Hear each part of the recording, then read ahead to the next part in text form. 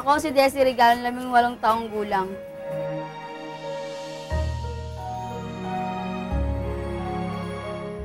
Ito po ang aking kwento.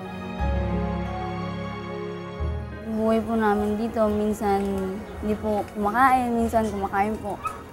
Budget po namin isang araw, 100. Binibili po namin ang hotdog yun. Makakain lang kami sa isang araw, yung kompleto pong okay na po yun. Dito na po ako lumaki.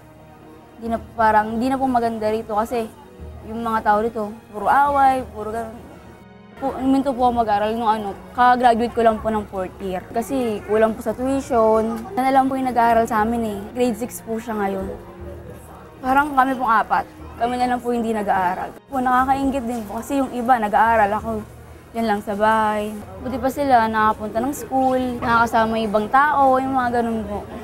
Kung ako po bibigyan ng pagkakataon, gusto ko po makapag-aral, gusto ko po kasi makapagtapos, gusto ko rin makatapos yung mga kapatid ko.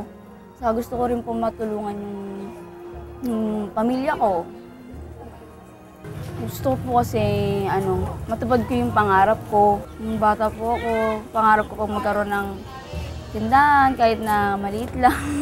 Gusto ko po makapagnegosyo para dagdag kita rin po.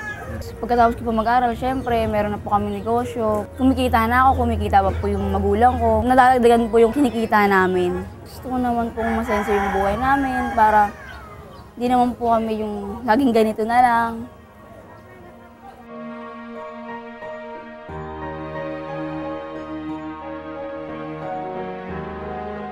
Makakahod po kami sa hirap. Magsisikap po ako mag-aral. Sabihin ko na kaya ko to para to sa pamilya ko.